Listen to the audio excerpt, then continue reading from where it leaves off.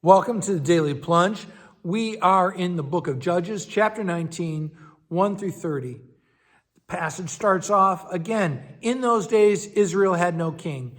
They're not obeying the king they have, which is the Lord God Almighty, which means that they just do whatever they see fit. Now, there is a Levite who lives in the far country of Ephraim, but he's traveling through the area of the Benjamites. And the reason why is because his concubine, his common law wife, the woman that he's not married to, but they live together, left him. And it's clear the fact that he shows up with his servant and some donkeys, that he's coming back to make amends for what he did wrong. And so he does that. She comes back to him, and they hang out at her father's house for like 5 or 6 days. And they're feasting and drinking and arguing with the two men are arguing with each other. And the old man, the father-in-law, keeps saying, "Why don't you spend a night? Why don't you spend another night?" Finally, he said, "Okay, we got to go." As they're traveling, the Levite says, "I do not want to spend the night in any town that is not a place of the Israelites." So even though they could have gone to Jebus, which would later become Jerusalem, they end up in a town, Gibeah, which belongs to the Benjamite tribe, right?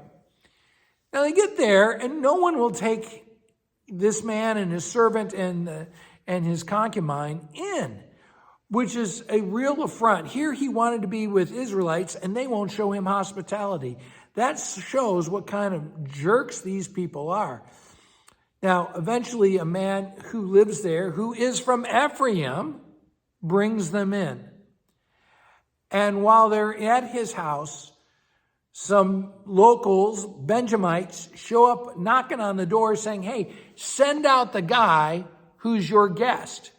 We want to have some intimate fun with him." They want to rape him. And the homeowner says, "Please don't do this horrible and wicked thing.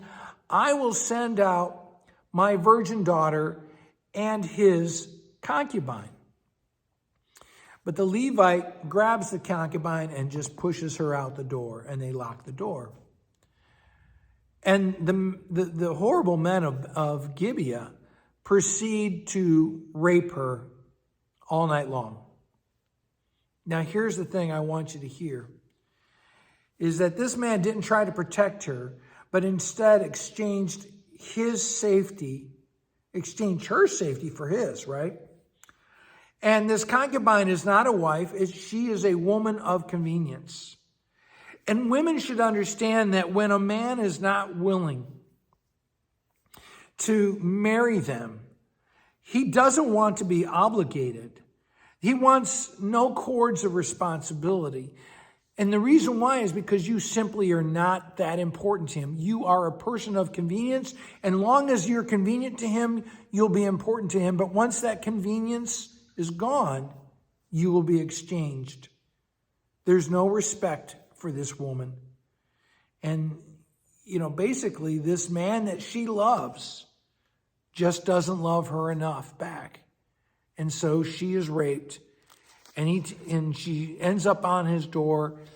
The next day, all abused, he takes her home, cuts her into pieces, and sends the remains throughout the land of Israel, saying, "Look what the horrible Benjamites did," which is amazing because this Levite himself is a horrible man. And this is a tragic story that's going to lead to more tragedy. Well, thanks, friends. Have a blessed day.